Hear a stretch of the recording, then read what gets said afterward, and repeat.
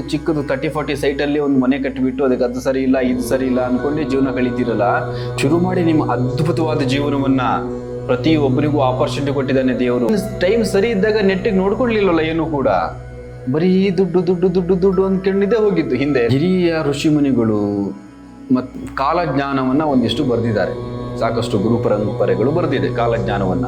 ಈ ವರ್ಷದಿಂದ ಈ ತರ ಆಗ್ತಾ ಹೋಗ್ತದೆ ಅಂತ ಹೇಳಿದಲ್ಲ. ಹಣೆ ಬರವನ್ನ ನೀವೇ ಪ್ಲಾನ್ ಮಾಡ್ತೀರಿ ಎಲ್ಲವನ್ನ. ನಾನು LIC ಕಟ್ಟಬೇಕು, ಇನ್ಸೂರೆನ್ಸ್ ಕಟ್ಟಬೇಕು, ಅದು ಕಟ್ಟಬೇಕು, ಇದು ಕಟ್ಟಬೇಕು, ಇದೆಲ್ಲ ಹಣೆ ಬರದಲ್ಲಿ ಇಲ್ಲಲ್ಲ. ನೀವೇ ಅಲ್ವಾ ಪ್ಲಾನ್ ಮಾಡೋದೆಲ್ಲ. ಬುದ್ಧ ಒಮ್ಮೆ ನಡ್ಕೊಂಡು ಹೋಗ್ಬೇಕಾದ್ರೆ ಒಬ್ಬ ತುಂಬಾ ಬೈಕೊಂಡು ಹಿಂದ್ಗಡೆ ಹೇಳ್ತಿದ್ದಂತೆ, ಸಿಕ್ಕಾಬಟ್ಟೆ ಬೈತಿದ್ದಂತೆ.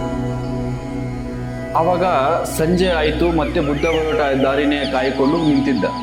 ಅವಾಗ ಬುದ್ಧನ ಕೇಳಿದಂತೆ, ಸ್ವಾಮಿ ನಿಮಗೆ ಇಷ್ಟೆಲ್ಲ ಬೈದೆ, ನಿಮಗೆ ಏನು ಅನ್ನಿಸ್ತಿಲ್ವಾ? ಅವಾಗ ಬುದ್ಧ ಹೇಳ್ತಾರೆ, ನಿನಗೇನಾದ್ರು ಗಿಫ್ಟ್ ಕೊಟ್ರೆ ಯಾರಾದರೂ ಏನು ಮಾಡ್ತೀಯಾ? ಅದನ್ನ ಪ್ರೀತಿಯಿಂದ ನೀನು ಸ್ವೀಕರಿಸ್ತೀಯಾ, ಬೇಡ ಅಂತ ಬಿಸಾಕ್ತೀಯಾ ಅಂತ? ಸ್ವೀಕರಿಸ್ತೀನಿ. ನೀನು ಸ್ವೀಕರಿಸಿದ್ರಲ್ಲ ಗಿಫ್ಟ್ ನಿನಗೆ ಸಿಗೋದು. ನೀನು ಬೈದಿದ್ದೆಲ್ಲ ನನಗೆ ಗಿಫ್ಟ್ ಅನ್ಕೊಂಡೆ, ನಾನು ಸ್ವೀಕರಿಸಿಲ್ಲ, ಅದೆಲ್ಲ ರಿಟರ್ನ್ ನಿನಗೆ ಹೋಗ್ತಾ ಇದೆ. ನಾನು ಸ್ವೀಕರಿಸಿದ್ರೆ ಮಾತ್ರ ನನ್ನ ತಂಗ ಬರ್ತದೆ. ಇದೇ ನಿಜ ಜೀವನದ ಅರ್ಥ. ನೀವು ಏನೇನು ಸ್ವೀಕರಿಸ್ತೀರಿ ಅದೆಲ್ಲ ನಿಮ್ಮ ಹತ್ರ ಬರುತ್ತೆ.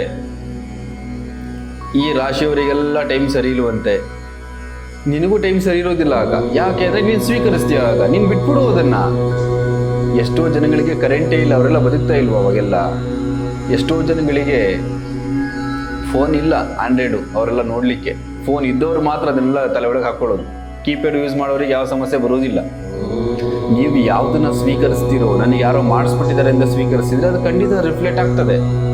ನೀವು ಯಾವಾಗ ಯಾವುದನ್ನು ಸ್ವೀಕರಿಸ್ತೀರೋ ಅದೆಲ್ಲ ಆಗ್ತಾ ಹೋಗುತ್ತೆ. ಅದೆಲ್ಲವೂ ಕೂಡ ಯಾವುದು ಸ್ವೀಕರಿಸಬೇಕು ಅಂತ ನೀವು ಡಿಸೈಡ್ ಮಾಡಬೇಕು. ಜೀವನದ ಪ್ರತಿ ಒಂದು ಹೆಜ್ಜೆಯನ್ನು ಕೂಡ ನೀವು ಯೋಚನೆ ಮಾಡಿ, ಸರಿಯಾದ ಯೋಜನೆ ಮಾಡಿ, ಅದಕ್ಕೆ ಗೌರವ ಕೊಟ್ಟು, ಪ್ರತಿ ಸೆಕೆಂಡ್ಗೂ ಕೂಡ ಅದರದಂಥ ಮಹತ್ವ ಇದೆ ಅಂತ ಕಂಡುಕೊಂಡು ನೀವು ಹೆಜ್ಜೆ ಇಟ್ಟರೆ ಪ್ರತಿಯೊಬ್ಬ ವ್ಯಕ್ತಿನೂ ಕೂಡ ಅದ್ಭುತ ವ್ಯಕ್ತಿ ಆಗ್ತಾ ಹೋಗ್ತಾನೆ. ಅದನ್ನು ಬಿಟ್ಟು ನಾವು ಯಾವಾಗ ಅದು ಸರಿ ಇಲ್ಲ, ಇದು ಸರಿ ಇಲ್ಲ, ವಾಸು ಸರಿ ಇಲ್ಲ, ಹಣೆಬರ ಸರಿ ಇಲ್ಲ, ಎಲ್ಲ ಬರೀ ನಮಗೆ ಯಾವುದು ನಾವು ಸರಿ ಇಲ್ಲ, ಅದಕ್ಕೆ ನಮಗೆ ನಾವು ಎಲ್ಲ ಯೋಚನೆ ಮಾಡ್ಕೊತಿರೋದು. ಸರಿ ಇಲ್ಲ, ಇಲ್ಲಿ ಸರಿ ಇಲ್ಲ, ನಮಗೆ ಇಲ್ಲಿ ಸರಿ ಇದ್ರೆ ಯಾವುದು ತೊಂದರೆ ಆಗೋದಿಲ್ಲ. ನಾವೊಂದು ಹೋಟ್ಲಿಗೆ ಹೋಗಿದ್ವಿ ಸುಮಾರು ಸಮಯದ ಹಿಂದೆ. ಈಗ ನೀವೆಲ್ಲ ಏನು ವಾಸ್ತು ಅಂತ ಟಿಪ್ಸ್ ತಗೊಂತಿರೋ, ಆ ಹೋಟ್ಲಲ್ಲಿ ಎಲ್ಲ ಡೆಡ್ ಆಪೋಸಿಟ್ ಇದೆ. ಬಟ್ ಎಂಥ ರಶ್ ಇದೆ ಆ ಹೋಟ್ಲಲ್ಲಿ ಅಂತಂದರೆ ಅದ್ಭುತವಾಗಿ ನಡೀತಾ ಇದೆ ಬಿಸ್ನೆಸ್. ಎಲ್ಲಿಂದ ಮತ್ತೆ ಅದೆಲ್ಲ? ನೀವು ಯಾವುದೋ ಒಂದು ಚಿಕ್ಕದು 30-40 ಸೈಟಲ್ಲಿ ಒಂದು ಮನೆ ಕಟ್ಟಿಬಿಟ್ಟು ಅದಕ್ಕೆ ಅದು ಸರಿ ಇಲ್ಲ ಇದು ಸರಿ ಇಲ್ಲ ಅಂದ್ಕೊಂಡೆ ಜೀವನ ಕಳೀತಿರಲ್ಲ. ಅವನೊಂದು 2 ಕೋಟಿ ಇನ್ವೆಸ್ಟ್ ಮಾಡಿದ್ದಾನೆ ಆ ಹೋಟ್ಲಿಗೆ. ಮತ್ತೆ ಏನು ಮಾಡಬೇಕಿತ್ತು ಅವನು? ನಡೀತಿಲ್ವ ಚೆನ್ನಾಗಿ? ಅವಾಗ ನೀವು ಹೇಳೋದು ಅವನ ಹಣೆ ಬರ ಸರಿ ಇದೆ ಅಂತ. ನಿಮ್ಮ ಹಣೆ ಬರನೂ ಸರಿ ಇದೆ, ನೀವು ಸರಿ ಇಲ್ಲ ಅಷ್ಟೇ. ಬಿಡಿ ಹಣೆ ಬರದ ಮೇಲೆ ಹೊಣೆ ಹಾಕೋದನ್ನ. ಶುರು ಮಾಡಿ ನಿಮ್ಮ ಅದ್ಭುತವಾದ ಜೀವನವನ್ನ. ಪ್ರತಿಯೊಬ್ಬರಿಗೂ ಆಪರ್ಚುನಿಟಿ ಕೊಟ್ಟಿದ್ದಾನೆ ದೇವರು, ಒಬ್ಬರಿಗೂ ಒಂದೊಂಥರ ಆಪರ್ಚುನಿಟಿ ಕೊಟ್ಟಿಲ್ಲ. ನೀವು ಯಾವುದನ್ನು ಸರಿ ಮಾಡ್ಕೋಬೇಕು ಗೊತ್ತಾ? ಕರ್ಮ ಒಂದಿಷ್ಟು ಹೊತ್ಕೊಂಡ್ ಬಂದಿರ್ತೀರಲ್ಲ, ಅದು ಮತ್ತೆ ಈ ಜನ್ಮದಲ್ಲಿ ಏನು ಕರ್ಮ ಮಾಡ್ತಿದ್ದೀರಿ ಅದನ್ನು ಸರಿ ಮಾಡ್ಕೋಬೇಕು. ನೀವು ಅದನ್ನು ಸರಿ ಮಾಡ್ಕೊಳ್ಳೋ ರೀತಿನೇ ಇದು. ಯಾವ ದೇವರು ಯಾರಿಗೂ ಶಿಕ್ಷೆ ಕೊಡೋದಿಲ್ಲ. ಈಗ ನೋಡಿ, ಯಾರಿಗಾದ್ರೂ ರಾಹು ದೋಷ ಇದ್ರೆ, ಶನಿ ದೋಷ ಇದ್ರೆ, ಈ ಥರ ಕೆಲವೊಂದು ನವಗ್ರಹಗಳು ಬರುವುದು ದೋಷ ಇದ್ರೆ ಏನು ಮಾಡ್ತಿದ್ರು ಗೊತ್ತಾ? ದಾನವನ್ನು ಮಾಡಿಸ್ತಿದ್ರು. ಎಳ್ಳು ದಾನ ಮಾಡಿ, ಹುಳ್ಳಿಕಾಳು ದಾನ ಮಾಡಿ, ಗೋಧಿ ದಾನ ಮಾಡಿ. ನೋಡಿ ಯಾಕೆ ದಾನ ಮಾಡಿ ಅಂತಂದ್ರೆ, ನೀನು ಒಳ್ಳೇದು ಮಾಡು ಅನ್ನೋದು ಅರ್ಥ ಇದೆ. ಈಗ ನೀವು ಯಾರಿಗಾದ್ರು ಭಿಕ್ಷುಕರಿಗೆ 100 ರೂಪಾಯಿ ಕೊಟ್ಟರೆ ಪುಣ್ಯ ಬರುತ್ತೆ, ನಿಮಗೆ ಗೊತ್ತಿಲ್ವೋ? ಎಲ್ಲರಿಗೂ ಗೊತ್ತು, ಹೌದಲ್ವಾ? ಯಾರೋ ಒಬ್ರಿಗೆ ಅನ್ನದ ತಗೊಂಡು ಕೊಟ್ಟರೆ ಒಳ್ಳೇದಾಗುತ್ತೆ, ಗೊತ್ತಿಲ್ವೋ? ಗೊತ್ತು. ಯಾರಿಗೊಬ್ರಿಗೆ ಏನೋ ವಸ್ತ್ರ ದಾನ ಮಾಡಿದ್ರೆ ಅಂದ್ರೆ ಬಟ್ಟೆ ಕೊಡಿಸಿದ್ರೆ ಒಳ್ಳೇದಾಗುತ್ತಿಲ್ವೋ? ಖಂಡಿತ ಗೊತ್ತು. ಇದನ್ನ ಅವಾಗ ಮಾಡ್ತಾ ಇದ್ರು, ಇವಾಗ ಮಾಡೋದಿಲ್ವಲ್ಲ. ಅದಕ್ಕೆ ದೇವರು ಇಂಡೈರೆಕ್ಟ್ ಆಗಿ ಹೇಳೋದು, ದಾನ ಮಾಡು, ಗೋದಾನ ಮಾಡು, ಗೋಪೂಜೆ ಮಾಡು, ಬಡವರಿಗೆ ಅನ್ನ ಹಾಕು, ಭಿಕ್ಷುಕರಿಗೆ ಮತ್ತೊಂದೇನೋ ಏನೋ ಒಂದು ಮಾಡು. ಒಟ್ಟಿಗೆ ನೀವು ಏನು ಮಾಡಲ್ವೋ ಡೈರೆಕ್ಟ್ ಆಗಿ ಅದನ್ನ ಇಂಡೈರೆಕ್ಟ್ ಆಗಿ ಭಗವಂತ ಮಾಡಿಸ್ತಾನೆ. ಅದಕ್ಕೆ ಕೆಟ್ಟ ಸಮಯ ಅಂತ ಕರೆಯೋದು. ಕೆಲವೊಬ್ಬರಿಗೆ ದೇವ್ರ ಮೇಲೆ ಭಕ್ತಿ ಕಡಿಮೆ, ಅವರಿಗೆ ಇನ್ಯಾರೋ ಹೇಳ್ತಾರೆ ನಿಂಗೆ 7.5 ನಡೀತಿದ್ದೇವೆ ಮಾರಾಯ, ಅದಕ್ಕೆ ಈ ಥರ ಆಗ್ತಾ ಇದೆ. ಅವಾಗಾದ್ರೂ ನೀನು ದೇವ್ರ ಮೇಲೆ ಭಯ ಬಿತ್ತು ದೇವಸ್ಥಾನಕ್ಕೆ ಹೋಗ್ತೇ ಇಲ್ವೋ? ಚೆನ್ನಾಗಿದ್ದಾಗಂತೂ ಹೋಗೋದಿಲ್ಲ, ಟೈಮ್ ನೋಡ್ತಿರ್ತೀವಿ. ಇವತ್ತು ಟೈಮ್ ಆಗ್ಬಿಟ್ಟಿದೆ ಆಫೀಸಿಗೆ, ಅರ್ಜೆಂಟ್ ಹೋಗಬೇಕು, ಅದು ಯಾರೋ ವೇಟಿಂಗಲ್ಲಿದ್ದಾರೆ ನೋಡಿ. ಆ ಟೈಮ್ ಬಂದಾಗ ಬಾಯಿ ಮುಚ್ಕೊಂಡು ಹೋಗ್ತೀವಿ ದೇವಸ್ಥಾನಕ್ಕೆ. ನೋಡಿ, ದೇವ್ರು ಇದೆಲ್ಲ ಮಾಡೋದು ಯಾಕೆ? ನೀವು ಸರಿ ಹೋಗಬೇಕು ಅಂತ. ಇನ್ನೊಬ್ರು ಹೇಳ್ತಾರೆ, ನಿನಗೆ ದೊಡ್ಡದಾಗಿ ಆಪ್ರೇಷನ್ ಮಟ್ಟಿಗೆ ಬಂದ್ಬಿಟ್ಟಿದೆಯಾ, ದೊಡ್ಡದೇನೋ ಆಪ್ರೇಷನ್ ಆಗಬೇಕು, ದೊಡ್ಡದೇನೋ ಕಾಯಿಲೆ ಬಂದ್ಬಿಟ್ಟಿದೆ, ದೇವ್ರನ್ನ ಮೊರೆ ಹೋಗು, ನಿನ್ನ ಟೈಮ್ ಸರಿ ಇಲ್ಲ ಅದಕ್ಕೆ ಈ ಥರ ಬಂದಿದೆ. ನಿನ್ನ ಟೈಮ್ ಸರಿ ಇದ್ದಾಗ ನೆಟ್ಟಿಗೆ ನೋಡ್ಕೊಳ್ಲಿಲ್ಲವಲ್ಲ ಏನೂ ಕೂಡ, ಬರೀ ದುಡ್ಡು ದುಡ್ಡು ದುಡ್ಡು ದುಡ್ಡು ಅಂದ್ಕೊಂಡಿದ್ದೇ ಹೋಗಿದ್ದು ಹಿಂದೆ ಎಲ್ಲ ಪೂರ್ತಿ. ದುಡ್ಡಿನ ಹಿಂದೆ ಜೀವನಕ್ಕೆ ಎಲ್ಲ ಬೇಕು, ಯಾವುದು ಬೇಡ ಅಂತಲ್ಲ, ಬಟ್ ಎಲ್ಲವೂ ಲಿಮಿಟ್ ಆಗಬೇಕು. ಒಳ್ಳೆ ಸ್ವೀಟ್ ಸಿಗುತ್ತೆ ಅಂತ 2 ಗ್ಲಾಸ್ ಹಾಕೊಂಡು ಕುಡಿದ್ರೆ ಮದುವೆ ಮನೆಯಲ್ಲಿ ಸಂಜೆಗೆ ಬಂದಿದ್ದು ಸ್ವೀಟ್ ಜೊತೆ ತಿಂದಿದ್ದು ಎಲ್ಲವೂ ಕೂಡ ಆಚೆ ಹೋಗ್ಬೇಕಾಗ್ತದೆ. ಎಲ್ಲವೂ ಹೀಗೆ ಪ್ರತಿಯೊಂದು ಕೂಡ ಯಾವುದು ಅತಿ ಆಗಿರ್ತೀವಿ ಅದು ಮಿತಿ ಇಲ್ಲದಷ್ಟು ಯಾವಾಗ ಆಗ್ತದೆ ಅವಾಗ ಎಲ್ಲ ಸಮಸ್ಯೆ ಆಗ್ತಾ ಹೋಗುತ್ತೆ. ಅದಕ್ಕೆ ಹೇಳೋದು ಎಲ್ಲದಕ್ಕೂ ಒಂದು ಅರ್ಥಕ್ಕೆ ತಕ್ಕನಾಗಿ ಯೋಚನೆ, ಯೋಚನೆಗೆ ತಕ್ಕಾಗಿ ಯೋಜನೆ, ಅದಕ್ಕೆ ತಕ್ಕಾಗಿ ದೈವ ಬಲ. ಇದು ಯಾವಾಗ ನಿಮ್ಮ ಜೊತೆ ಇರುತ್ತೋ ಅವಾಗ ನೀವು ಯಾರಿಗೂ ಹೆದರೋ ಅವಶ್ಯಕತೆನೇ ಇಲ್ಲಪ್ಪ. ಎಲ್ಲವೂ ಮನುಷ್ಯ ಬದಲಾಯಿಸುವಷ್ಟು ಸಾಮರ್ಥ್ಯ ಹೊಂದಿದ್ದಾನೆ, ಎಲ್ಲರಿಗೂ ಗೊತ್ತಿದೆ. ಈ ಕೆಲವೊಬ್ರು ನೋಡ್ತಿರ್ತೀರಿ, ಗುರುಗಳೇ ಅವರು ತುಂಬ ಪವಾಡ ಪುರುಷರು, ಮೇಲ್ಗಡೆಯಿಂದ ಮ್ಯಾನುಫ್ಯಾಕ್ಚರ್ ಆಗಿ ಬಂದಿಲ್ಲ ಅವ್ರು ಯಾವುದೂ ಕೂಡ, ಅವರು ತಾಯಿ ಹೊಟ್ಟೆಲೇ ಬಂದಿದ್ದು, ನೀವು ಅದೇ ತಾಯಿ ಹೊಟ್ಟೆಲೇ ಇರೋದು. ಆದರೆ ನಿಮಗೆ ಅವರು ನೋಡಿ ಇಷ್ಟರಲ್ಲೇ ಸ್ಟಾಪ್ ಆಗಿಬಿಟ್ಟಿದ್ದೀರಿ, ಅವರು ಅದನ್ನು ಕಂಟಿನ್ಯೂ ಮಾಡ್ಕೊಂಡು ಹೋಗ್ತಿದ್ದಾರೆ. ನೀವು ಮಾಡಿ ಮತ್ತೆ ಯಾಕಾಗೋದಿಲ್ಲ ನೋಡಿ. ನಮ್ಮ ಹಿರಿಯ ಋಷಿಮುನಿಗಳು ಮತ್ತು ಕಾಲಜ್ಞಾನವನ್ನು ಒಂದಿಷ್ಟು ಬರೆದಿದ್ದಾರೆ, ಸಾಕಷ್ಟು ಗುರು ಪರಂಪರೆಗಳು ಬರೆದಿದೆ ಕಾಲಜ್ಞಾನವನ್ನು. ಈ ವರ್ಷದಿಂದ ಈ ಥರ ಆಗ್ತಾ ಹೋಗ್ತದೆ ಅಂತ. ಕಾಲಜ್ಞಾನದಲ್ಲಿ ಎಂತ ಇದೆ ಅಂತಂದರೆ ಪ್ರಕೃತಿ ಸರ್ವನಾಶ ಆಗುತ್ತೆ, ಆ ಥರದ್ದು ಎಲ್ಲೂ ಇಲ್ಲ ಉಲ್ಲೇಖ. ಮನುಷ್ಯ ಹೇಗೆ ಬದಲಾಗ್ತಾನೋ ಅದು ತಕ್ಕಂತೆ ಎಲ್ಲ ಬದಲಾಗುತ್ತೆ ಅನ್ನೋದಿರೋದು. ಮನುಷ್ಯ ಹೇಗೆ ಬದಲಾಗ್ತಿದ್ದಾನೆ, ಕೆಲವೊಂದು ಕಾಲಜ್ಞಾನಗಳಿದೆ. ಏನಪ್ಪ ಅಂದರೆ 10 ವರ್ಷದ ಹುಡುಗಿ ಮಗು ಹೆರ್ತಾಳೆ ಅಂತ ನೀವು ಕೇಳಿದಿರಿ ಅಂತೂ. ಮಂಟ್ಯ ಸ್ವಾಮಿ ಕಥೆ ಎಲ್ಲ ತುಂಬ ಇದೆ. ಯಾಕೆ ಆ ಥರ ಮಾಡ್ತಾರೆ? ಹೌದು, 2 ವರ್ಷದ ಮಗುಗೆ ಲಿಫ್ಟಿಗೆ ಹಚ್ತೀರಿ ನೀವೇ, ಮಗುಲಿ ಚೆನ್ನಾಗಿ ಕಾಣಲಿ ಅಂತ. ಅವಳಿಗೆ ಪಿಜ್ಜಾ ಬರ್ಗರ್ ಕೊಡಿಸ್ತೀರಿ ನೀವೇ.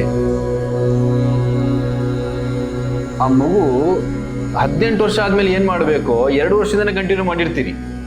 ಯಾಕಾಗೋದಿಲ್ಲ ಮತ್ತೆ? ಇದನ್ನೇ ಅವಾಗ ಬರ್ದಿರೋದು. ಈ ಥರ ಸಿಚುವೇಶನ್ ಬರುತ್ತೆ, ಈ ಥರ ಮನುಷ್ಯರೆಲ್ಲ ಅತಿಯಾದ ಯೋಚನೆ ಹೋಗ್ತಾರೆ, ಅವಾಗ ಈ ಥರ ಎಲ್ಲ ನಡೆಯುತ್ತೆ. ನಮಗೆ 30-40 ಸೈಟಷ್ಟು ಮನೆ ಸಾಕು ಅಂದರೆ ನಾವು 4 ಸೈಟಷ್ಟು ಜಾಗ ಮಾಡ್ಕೊಳ್ತೀವಿ. ನಮಗೆ ಎಲ್ಲೋ ಒಂದು ಕಡೆ 4 ದಿವಸ ಉಳಿದು ಹೋಗ್ಬಿಡ್ರಪ್ಪ, ಯಾವುದೋ ಒಂದು ನಮ್ಮ ದಕ್ಷಿಣ ಕನ್ನಡ ಕಡೆನೋ, ದಕ್ಷಿಣ ಕನ್ನಡ ಅಂತಲ್ಲ, ಯಾವುದೋ ಒಂದು ಕಾಡಲ್ಲೋ ಅಥವಾ ಯಾವುದೋ ಒಂದು ಒಳ್ಳೆ ಪರಿಸರ ಜಾಗದಲ್ಲೋ 4 ದಿವಸ ಉಳಿದು ಟೆಂಟ್ ಹಾಕ್ಕೊಂಡು ಅಥವಾ ಎಲ್ಲೋ 4 ಕಡೆ 4 ದಿವಸ ಇದ್ದು ಅಲ್ಲಿ ರೆಸ್ಟ್ ತೊಗೊಂಡು ಹೋಗಿ ಅಂದರೆ ನಾವು ಅಲ್ಲೇ ಸೈಟ್ ತೊಗೊಳಕ್ಕೆ ಶುರು ಮಾಡ್ತೀವಿ. ಅಲ್ಲೇ ಲ್ಯಾಂಡನ್ನು ಪರ್ಚೇಸ್ ಮಾಡಿಬಿಡ್ತೀವಿ. ದುಡ್ಡಿದೇನೋ ಅಹಂ ನಮಗೆ. ಅಲ್ಲಿ ಒಂದಿಷ್ಟು ಜಾಗವನ್ನು ತೊಗೊಳ್ತೀವಿ, ಅಲ್ಲಿ ಬೆಟ್ಟ ಗುಡ್ಡಗಳನ್ನ ಕಡಿತೀವಿ, ಮರಗಳನ್ನ ಕಡಿತೀವಿ, ಅಲ್ಲೊಂದು ಒಳ್ಳೆ ಮನೆ ಕಟ್ಕೊಂಡಿರ್ತೀವಿ. ಆವಾಗ ಆ ಮಣ್ಣು ಫಲವತ್ತನ್ನು ಕಳ್ಕೊಳ್ಳುತ್ತೆ, ಅಲ್ಲಿ ದೊಡ್ಡದಾಗಿ ಬೆಟ್ಟ ಕುಸಿಯುತ್ತೆ. ಅವಾಗ ನಾವು ಅಂದ್ಕೊಳ್ತೀವಿ ಪ್ರಕೃತಿ ವಿಕೋಪಕ್ಕೆ ಕಾರಣವಾಗೋಯ್ತು, ಇವಾಗ ಕಲಿಯುಗ ಅದಕ್ಕೆ ಹಾಳಾಗ್ತಾ ಇದೆ. ನೀವೆಲ್ಲ ಹಾಳು ಮಾಡಿದ್ದೆಲ್ಲ ಎಲ್ಲ ನೀವು ಹಾಳು ಮಾಡಿಬಿಟ್ಟು ಆಮೇಲೆ ಲಾಸ್ಟಿಗೆ ದೇವ್ರ ಮೇಲೆ ಹಾಕೋದು. ಇದನ್ನೇ ಅವಾಗ ಬರ್ದಿರೋದು. ಯಾವುದು ಸರ್ವನಾಶ ಆಗೋದಿಲ್ಲ ಇಲ್ಲಿ. ಸರ್ವನಾಶ ನೀವೇ ಮಾಡ್ತಿರೋದೆಲ್ಲ. 100 ವರ್ಷ ಬದುಕ್ತಿದ್ದವ್ರ ಮನುಷ್ಯ 60 ವರ್ಷಕ್ಕೆ 50 ವರ್ಷಕ್ಕೆ ಹೋಗ್ತಿದ್ದಾನೆ. ಅದು ಅವಾಗಲೇ ಹಿರಿಯರು ಬರೆದು ಹೋಗಿದ್ದಾರೆ. ಹೌದು, ಅವ್ರು ಬರೆದಿರೋದು ಯಾಕೆ ಅಂದರೆ ನಿಮ್ಮ ಹಣೆ ಬರ ಈ ಥರ ಇದೆ ಅಂತಲ್ಲ, ನೀವು ಆ ಥರ ಮಾಡ್ಕೊತೀರಿ ಅಂತ. ಬೆಳಿಗ್ಗೆ 4 ಗಂಟೆಗೆ ಎದ್ದು ರಾತ್ರಿ 8 ಗಂಟೆಗೆ ಮಲಗಬೇಕು ಅನ್ನೋದಿದೆ. ನೀವೆಲ್ಲಿ ಮಲಗ್ತಾ ಇದ್ದೀರಿ? ಎದ್ರೊಳಗೆ 8 ಗಂಟೆ ಆಗ್ತದೆ, ಮಲಗೋದು 1 ಗಂಟೆ ಆಗುತ್ತೆ. ಈ ಥರ ಎಲ್ಲ ಆದಾಗ ಇನ್ನೆಲ್ಲಿ ಆಯಸ್ಸು ಬರೋದು ನಿಮಗೆ? ಸಾಧ್ಯವೇ ಇಲ್ಲ ಆಯಸ್ಸು ಬರಲಿಕ್ಕೆ. ಮನುಷ್ಯ ಸಾಕಷ್ಟು ನೆಮ್ಮದಿಯಿಂದ ಇರಬೇಕು, ಸಂತೋಷವಾಗಿರಬೇಕು, ಎಲ್ಲರ ಜೊತೆ ಪ್ರೀತಿ ವಾತ್ಸಲ್ಯದಿಂದ ಇರಬೇಕು ಅಂತ ಹೇಳ್ತೀರಿ. ನೀವು ನಿಮ್ಮನೆಯವರೇ ದ್ವೇಷಿಸ್ತಾ ಇರ್ತೀರಿ. ಮನಸ್ಸೊಳಗಡೆ ಕೆಟ್ಟ ಭಾವನೆ ಇಟ್ಕೊಂಡು ತಲೆ ಒಳಗಡೆ ಎಲ್ಲ ಕಸ ತುಂಬಿಕೊಂಡು ಎಲ್ಲಿ ನಿಮ್ಗೆ ಆಯುಷ್ಯ ಹೆಚ್ಚಾಗೋದು? ಈ ಥರ ಎಲ್ಲ ಪುನಃ ಪುನಃ ಪುನಃ ಪುನಃ ಬರ್ತಾ ಇದೆ. ನಾವು ಅದನ್ನೆಲ್ಲ ಅರ್ಥ ಮಾಡ್ಕೊಂಡು ಮುಂದೆ ನಡಿಬೇಕು. ನೀವೇನಾದರೂ ಮಾಡಿ ಮತ್ತೆ ಎಂಡ್ ಆಫ್ ದ ಲೈಫ್ಗೆ, ಕೊನೆ ಅಂತ್ಯಕ್ಕೆ ನೀವು ಬರೀ ನಿಮಗಾಗಿ ಬದುಕ್ತಿರೋದನ್ನ ಬಿಡಿ, ನಿಮ್ಮನ್ನಿಲ್ಲಿ ಭೂಮಿ ಕಳಿಸಿರೋ ಭಗವಂತನಿಗೆ ನನಗೆ ಬದುಕಿ. ನೀವು ಸಂಪಾದನೆ ಮಾಡಿ, ಹಣ ಸಂಪಾದನೆ ಮಾಡಿ, ಗೌರವ ಸಂಪಾದನೆ ಮಾಡಿ, 4 ಜನ ಒಳ್ಳೇದು ಮಾಡಿ. ನೀವು ಕಷ್ಟ ಆಗ್ತಿದೆಯಾ, ನೀವು ಬಡವರಿದೆಯಾ, ನಿಮಗೆ ಎಲ್ಲ ಆಪರ್ಚುನಿಟಿ ಇದೆಯಪ್ಪ. ಆಪರ್ಚುನಿಟಿ ಕೊಡೋರ ಜೊತೆ ನಿಮಗೆ ಧೈರ್ಯ ತುಂಬೋರ ಜೊತೆ ನೀವು ಕನೆಕ್ಟಿವಿಟಿ ಆಗಬೇಕಷ್ಟೇ. ನಿಮಗೆಲ್ಲ ಇದೆ. ಏನಂತೀವಿ ಈಗ ನಾವು ಮನೇಲಿ ಕೂತ್ಕೊಂಡು ಗುರುಗಳೇ ನಮಗೆ ಕತ್ಲೆ ಕತ್ಲೆ ಕತ್ಲೆ ಕತ್ಲೆ ಅಂದರೆ ನಿಮ್ಮನೇಲೇ ಇದೆ ಕಿಟಕಿ, ನೀವು ಓಪನ್ ಮಾಡೋಕ್ಕೆ ರೆಡಿ ಇಲ್ಲ ಅಷ್ಟೇ. ಓಪನ್ ಮಾಡಿ, ನಿಮಗೆ ಬೇಕಾದಷ್ಟು ಬೆಳಕು ಬರುತ್ತೆ. ಇನ್ನೂ ಬೆಳಕು ಬೇಕಾ, ಬಾಗಿಲು ದಾಟಿ ಆಚೆ ಹೋಗಿ. ನಿಮಗೆ ನೀವು ಒಂದು ಗೋಡೆ ಅಂತ ಹಾಕೊಂಡು ಕ್ಲೋಸ್ ಮಾಡ್ಕೊಂಡ್ಬಿಟ್ಟಿದ್ದೀರಿ. ನನ್ನ ಲೈಫ್ ಇಷ್ಟೇ, ಏನು ಮಾಡಬೇಕು, ಬೆಳಗ್ಗೆ ಎದ್ದೇಳಬೇಕು, ಸಿಂಪಲ್ ಆಗಿ ಒಂದು ಕೆಲ್ಸಕ್ಕೆ ಹೋಗಬೇಕು, ವಯಸ್ಸಾದ್ಮೇಲೆ ಪೆನ್ಷನ್ ಬರಬೇಕು, ಆಮೇಲೆ ರೋಗ ಬಂದಾಗ ಅವು ಮಾತ್ರ ತಗೊಳ್ಳೋಷ್ಟು ಒಂದಿಷ್ಟು ದುಡ್ಡು ಮಾಡಿಟ್ರೆ ಸಾಕು ಲೈಫ್. ಮತ್ತಿನ್ನೇನಾಗ್ತದೆ ಚೆನ್ನಾಗಿರ್ತಾರೆ ಲೈಫು. ಅದು ಹೇಳಿದಲ್ಲ, ಹಣೆ ಬರೋವನ್ನ ಈಗ ನೋಡಿ ನೀವೇ ಪ್ಲಾನ್ ಮಾಡ್ತೀರಿ ಎಲ್ಲವನ್ನ. ನಾನು LIC ಕಟ್ಟಬೇಕು, ಇನ್ಸೂರೆನ್ಸ್ ಕಟ್ಟಬೇಕು, ಅದು ಕಟ್ಟಬೇಕು, ಇದು ಕಟ್ಟಬೇಕು, ಇದೆಲ್ಲ ಹಣೆ ಬರದಲ್ಲಿ ಇಲ್ಲಲ್ಲ, ನೀವೇ ಅಲ್ವಾ ಪ್ಲಾನ್ ಮಾಡೋದೆಲ್ಲ. ಇದು ಯಾವುದು ಹಣೆ ಬರದಲ್ಲಿ ಇಲ್ಲ ಅಂದಮೇಲೆ ನಿಮ್ಮ ಲೈಫು ಅಷ್ಟೇ ಹಣೆ ಬರದಲ್ಲಿ ಇಲ್ಲ, ನಿಮ್ಮ ಲೈಫ್ ನಿಮ್ಮ ಕೈಯಲ್ಲಿದೆ. ಅದಕ್ಕೆ ಹೇಳೋದು ಅರಿವೇ ಗುರು ಅಂತ. ಅವಾಗಲೇ ಅದನ್ನೇ ಹೇಳಿದ್ದು ನಾನು. ನೀವು ಕಂಡುಕೊಳ್ಳಿ ಎಲ್ಲವನ್ನ, ನಿಮ್ಮ ಅದ್ಭುತ ಲೈಫನ್ನು ನೀವು ಕಂಡುಕೊಂತೀರಿ. ಬಿಡಿ ಎಲ್ಲವನ್ನ ಹಾಳಮೂಳ ನೋಡೋದನ್ನ. ರಾತ್ರಿ ನೀವು ಒಂದು ಪುಸ್ತಕ ಓದಿ ಅಂತಂದ್ರೆ 10 ನಿಮಿಷ ಓದಲಿಕ್ಕೆ ಆಗೋದಿಲ್ಲ, ನಿದ್ದೆ ಬರುತ್ತೆ ಅಂತ ಹೇಳ್ತೀರಿ. ದೊಡ್ಡವರಿಂದ ಚಿಕ್ಕವ್ರ ತನಕನೂ ಕೂಡ, ಚಿಕ್ಕವರಿಂದ ದೊಡ್ಡವ್ರ ತನಕನೂ ಕೂಡ. ದೊಡ್ಡವರೇ ಓದಬೇಕು, ಚಿಕ್ಕವರೇ ಓದಬೇಕು ಅಂತ ಏನಿಲ್ಲ, ಬೇಕಾದಷ್ಟು ಇದೆಯಲ್ಲ. ಈಗ ಲಲಿತ ಸಹಸ್ರನಾಮ ಇದೆ, ವಿಷ್ಣು ಸಹಸ್ರನಾಮ ಇದೆ, ಭಗವದ್ಗೀತೆ ಇದೆ, ರಾಮಾಯಣ ಇದೆ. ಓದಿ 10 ನಿಮಿಷ ಆಗೋದಿಲ್ಲ, 1 ಅವರ್ ವಾಟ್ಸಪ್ ಫೇಸ್ಬುಕ್ ನೋಡಿ ಅಂತೀರಿ, ಚೆನ್ನಾಗಿ ನೋಡ್ತೀರಿ, ಅವಾಗ ನಿಮಗೆ ನಿದ್ದೆ ಬರೋದೇ ಇಲ್ಲ. ಈ ಥರ ಎಲ್ಲ ಮಾಡ್ಕೊಳ್ತಾ ಹೋದಾಗ ಎಲ್ಲಿ ನಿಮ್ಮ ಹಣೆ ಬರ ಸರಿ ಹೋಗೋದು? ಹಾಗಂತ ಭಗವದ್ಗೀತೆ ಉದ್ದೇಶ ಹಣೆ ಬರ ಸರಿ ಹೋಗುತ್ತೆ ಅಂತಲ್ಲ, ಅದರಲ್ಲೆಲ್ಲ ಒಂದು ಒಳ್ಳೆ ಜ್ಞಾನ ಕೊಟ್ಟಿದ್ದಾನೆ ಭಗವಂತ. ಅವಾಗ ನಮ್ಮ ಋಷಿ ಪರಂಪರೆ ಮಾಡೋಗಿದ್ದಾರೆ, ನಿನ್ನ ಜೀವನಕ್ಕೆ ಏನೇನು ಬೇಕು ಎಲ್ಲವೂ ಇದೆ ಅಂತ. ಭಾಗವತ ಪುರಾಣದಲ್ಲಿ, ಭಗವದ್ಗೀತೆಯಲ್ಲಿ, ರಾಮಾಯಣದಲ್ಲಿ ಈ ಥರದೆಲ್ಲ ಸುಮಾರು ಏನು ಪುರಾಣಗಳಿದೆ. ಆ ಪುರಾಣಗಳೆಲ್ಲ ಸುಮ್ಮನೆ ಮಾಡಿಲ್ಲ ನಿಮಗೆಲ್ಲ. ನಿಮ್ಮ ಜೀವನಕ್ಕೆ ಏನೇನು ಬೇಕೋ ಎಲ್ಲವೂ ಆಲ್ರೆಡಿ ಸ್ಟಾಕ್ ಮಾಡಿ ಹೋಗಿದ್ದಾರೆ. ನೀವು ಅದು ಯಾವುದು ಓಪನ್ ಮಾಡೋಕ್ಕೆ ರೆಡಿ ಇಲ್ಲ. ಸೀಲ್ ಏನಿದೆ ಸೀಲ್ ಹಾಗಾಗಿ ಇಟ್ಟಿದ್ದೀರಿ ನೀವು. ಅದು ಯಾವುದು ಸೀಲ್ ಓಪನ್ ಮಾಡಿ ಅದರೊಳಗೆ ಏನಿದೆ ನೋಡೋಕೆ ರೆಡಿ ಇಲ್ಲ ಇವತ್ತಿನವರೆಗೂ. ನಿಮಗೆ ಏನೇನು ಬೇಕು ಎಲ್ಲ ನಿಮ್ಮ ಕಣ್ಣು ಮುಂದೆ ಏನು ಸಿಗ್ತಾ ಇದೆ, ತಿನ್ನೋದು, ಮಲಗೋದು, ಜೀವನ ಮಾಡೋದು. ಹೇಗೆ ಅಂತಂದರೆ ಈಗ ಈ ಪ್ರಾಣಿಗಳು ಮಾಡ್ತಾರಲ್ಲ, ಈ ಪ್ರಾಣಿಗಳು ನೋಡಿದ್ರಲ್ಲ ನೀವು, ತಾನು ಹುಟ್ಟುತ್ತೆ, ತಾನು ಒಂದು 4 ಹುಟ್ಟಿಸ್ಬಿಡುತ್ತೆ, ಮುಗಿದೋಯ್ತು ಕಥೆಯಲ್ಲಿ. 4 ಮನೆ ಜೀವನ ಮಾಡ್ಕೊಂಡು ಹೊರಟೋಗೋದು. ಮನುಷ್ಯ ಬದುಕು ಏನು ವ್ಯತ್ಯಾಸ ಇಲ್ಲ. ಮನುಷ್ಯನ ಸ್ವಲ್ಪ ಒಳ್ಳೆ ಮನೇಲಿದ್ದಾನೆ, ಪ್ರಾಣಿಯು ಕಾಡಲ್ಲಿದೆ, ಅಷ್ಟೇ ವ್ಯತ್ಯಾಸ ಇರೋದು. ನಿಮ್ಮ ಜೀವನ ಅದ್ಭುತವಾಗಿದೆ. ಮೊದಲನೇದು ಎಲ್ಲರ ಮಾತು ಕೇಳೋದು ಬಿಡಿ. 2ನೇದು ಭಯ ಪಡೋದನ್ನು ಬಿಡಿ. 3ನೇದು ನೀವು ಮೊದಲು ನಿಮ್ಮ ಮೇಲೆ ಕಾನ್ಫಿಡೆಂಟ್ ಇಟ್ಕೊಳ್ಳೋದನ್ನು ಶುರು ಮಾಡಿ. 4ನೇದು ಅತಿಯಾದ ಭಕ್ತಿಯನ್ನು ಇಟ್ಕೊಳ್ಳಿ. 5ನೇದು ನೀವು ಒಬ್ಬರನ್ನ ಯಾರಾದರೂ ಫಾಲೋ ಮಾಡಿ. ಈ 5 ತತ್ವವನ್ನು ನೀವು ಫಾಲೋ ಮಾಡಿದ್ರೆ ಬರೀ 1 ವರ್ಷ ನೀವು ಪ್ರಯತ್ನ ಮಾಡಿ ನೋಡಿ. ನಿಮಗೆ ಅದು ಯಾವ ಗ್ರಹಗಳು ತೊಂದರೆ ಮಾಡುತ್ತೆ, ನಿಮ್ಮ ಹಣೆ ಬರೋದು ಎಲ್ಲಿ ಕೆಟ್ಟದಾಗುತ್ತೆ ನನಗೆ ಬಂದು ತಿಳಿಸಿ ನೀವು, ಅಥವಾ ನೋಡಿಕೊಂಡು ಒಂದು 3 ತಿಂಗಳು ಪ್ರಯತ್ನ ಪಡಿ, ಕಮೆಂಟ್ಸ್ ಮುಖಾಂತರ ನನಗೆ ತಿಳಿಸಿ. ನೋಡಿ ನಿಮ್ಮ ಜೀವನ ಎಲ್ಲಿ ಬದಲಾಗೋದಿಲ್ಲ ಅಂತ. ಪ್ರಯತ್ನ ಎಲ್ಲವೂ ಮಾಡಿದ್ರೆ ದೇವರೇ ಸಿಗ್ತಾನಂತಪ್ಪ. ಅದಕ್ಕೆ ಹಿಮಾಲಯಕ್ಕೆಲ್ಲ ಹೋಗ್ತಾರೆ. ನಿಮ್ಮ ಭವಿಷ್ಯಕ್ಕೆ ಸಿಗೋದಿಲ್ಲ. ಎಲ್ಲವೂ ನಿಮ್ಮ ಕೈಲೇ ಇದೆ. ನೀವು ಮಾಡೋಕ್ಕೆ ರೆಡಿ ಇಲ್ಲ, ಸೋಂಬೇರಿ ಆಗಿದ್ದೀರಿ ಅಷ್ಟೇ. ಮಾಡೋರೆಲ್ಲ ಚೆನ್ನಾಗಿ ಮಾಡ್ತಿದ್ದಾರೆ, ಎಲ್ಲ ಚೆನ್ನಾಗಿ ಅದ್ಭುತವಾಗಿ.